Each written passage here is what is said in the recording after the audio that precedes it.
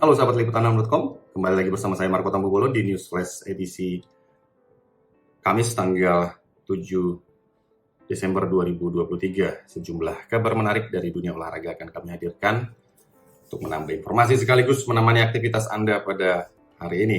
Langsung saja tanpa berlama-lama, inilah dia kabar pertama. Baik, kabar pertama kami hadirkan dari cabang olahraga sepak bola. Dari ajang Liga Inggris, Manchester United meraih kemenangan penting di Liga Inggris saat menjamu Chelsea di Stadion Old Trafford 7 Desember 2023 di hari waktu Indonesia Barat. MU menang 2-1 berkat brace dari gelandang Scott McTominay. McTominay membuka kemenangan MU pada menit ke-19. Chelsea sempat menyamakan kedudukan pada menit 45 lewat Cole Palmer, namun Tominay kembali menjebol gawang The Blues pada menit 69 dan membawa MU unggul 2-1. MU sebenarnya berpeluang berbesar keunggulannya setelah wasit memberi hadiah penalti pada menit ke-7. Namun Bruno Fernandes yang maju sebagai Algojo gagal mencetak gol. Tendangannya mampu dimentahkan penjaga gawang Roberto Sanchez. Hasil ini membuat MU tidak beranjak dari posisi ke-6 pada papan klasmen sementara dengan koleksi 26 poin. Sementara itu pada laga lainnya Aston Villa berhasil mengalahkan Manchester City dengan skor 1-0, sementara Brighton menang 2-1 atas Bradford dan Crystal Palace menyerah 0-2 dari Bournemouth. Sementara Fulham pesta gol 5-0 atas Nottingham Forest dan Liverpool berhasil menang dengan skor 2-0 atas Sheffield United. Baik, nantikan terus informasi terbaru mengenai Liga Inggris di liputan6.com. Kita beralih ke kabar berikutnya. Kabar kedua kami hadirkan dari Timnas Indonesia terkait dengan pemain naturalisasi, di mana saat ini Indonesia atau PSSI telah menaturalisasi 6 pemain yang diminta oleh Sintayong. Pemain terbaru yang menjadi warga negara Indonesia adalah Justin Hubner, di mana dia akhirnya resmi mengambil sumpah menjadi warga negara Indonesia di kantor Kemenkumham pada Jakarta pada Rabu 6 Desember kemarin. Dia menjadi pemain naturalisasi ke-6 yang diminta oleh Sintayong. Kemungkinan pemain bertahan yang saat ini bermain untuk klub Liga Inggris Wolves tersebut akan tampil atau dibutuhkan saat Indonesia bermain di Piala Asia 2024 yang berlangsung di Qatar. Lalu siapa 5 pemain naturalisasi lainnya yang sudah dimiliki Timnas Indonesia saat ini? Yang pertama adalah Sandy Walsh. Dia resmi menjadi warga negara Indonesia pada tanggal 17 November 2022 lalu. Pemain asal Belanda ini memiliki darah Indonesia dari sang nenek yang bermain di posisi bek kanan. Dan saat ini dia memperkuat tim asal Prancis, McHellen. Lalu ada Jordi Amat, pemain asal Spanyol yang memiliki darah Indonesia juga dari neneknya, dari keturunan nenek. Posisi bek tengah dan saat ini memperkuat klub Darul Takzim, klub asal Malaysia. Sementara yang ketiga ada Seng Patinama, pria asal Belanda ini memiliki darah Indonesia dari ayahnya.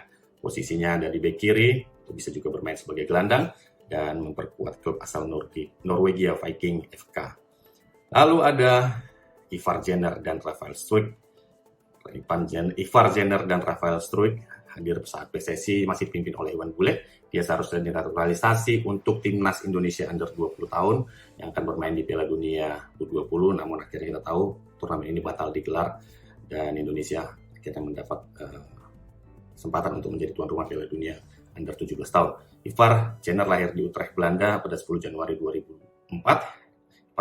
Ivar memiliki darah keturunan Indonesia dari sang nenek juga, dari pihak ibu, dan maksudnya dari ibu dari ayahnya yang lahir di Jember, Jawa Timur. Struijk memiliki darah Indonesia dari sang ayah, Brian Struijk, yang merupakan keturunan Jawa. Ibunya Soraya Norali Sudito berasal dari Suriname.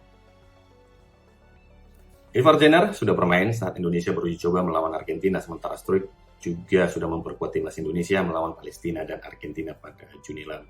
Lalu bagaimana dengan status Elkan Bagot, salah satu pemain juga bukan kelahiran Indonesia yang saat ini memperkuat timnas Indonesia. Pemain kelahiran Bangkok, Thailand ini tidak termasuk dalam pemain naturalisasi.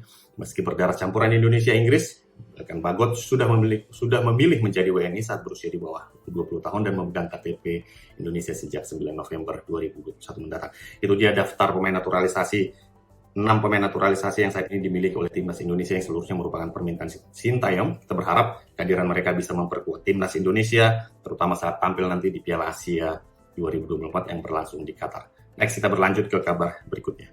Kabar ketiga, sekaligus menutup News Flash Sport hari ini, kami hadirkan dari upaya Indonesia untuk menjadi tuan rumah Piala Dunia U20 tahun 2025 mendatang. Setelah sukses menggelar Piala Dunia U17 2023, Indonesia berminat menjadi tuan rumah Piala Dunia Under 20 tahun 2025 mendatang bersama dengan Singapura. Menteri Pemuda dan Olahraga Dito Aryo Tejo pun bergerak cepat untuk menjajaki peluang ini. Menurut Dito ada beberapa tahap yang perlu dilakukan. Pertama adalah tentu saja tanda tangan kerjasama antara PSSI dan Federasi Sepak Bola Singapura. Selanjutnya proses akan dilanjutkan ke FIFA. Dan sementara saat ini proses penggodokan sedang dilakukan oleh pihak Menpora Singapura maupun Indonesia. Dan Indonesia menurut Dito sedang menunggu kabar terbaru dari Singapura. Dito juga mengatakan akan menggelar pertemuan dengan perwakilan Singapura yang digelar dalam waktu dekat ini dan kemungkinan akan berlangsung pekan depan. Kedua pihak akan berbicara mengenai peluang Indonesia menjadi tuan rumah bersama Piala Dunia U20 2025 mendatang. Seperti kita ketahui, Indonesia sukses menjadi tuan rumah Piala Dunia U17 yang berlangsung di 4 kota yakni Solo, Surabaya, Bandung, dan Jakarta. Berlangsung sejak 10 November hingga 2 Desember 2023. Piala Dunia U17 menghadirkan Jerman sebagai pemenang usai mengalahkan Prancis di babak final lewat adu penalti. FIFA menunjuk Indonesia sebagai tuan rumah Piala Dunia U17 menggantikan Peru setelah sebelumnya Indonesia gagal menjadi tuan rumah Piala Dunia U20 tahun 2023. Ya, semoga kerjasama dengan Singapura berlangsung lancar dan kita bisa menjadi tuan rumah Piala Dunia U20 pada tahun 2025 mendatang. Sekian dulu News Flash Sport hari ini. Saya Marco Tambubolon pamit undur diri. Sampai bertemu di edisi berikutnya.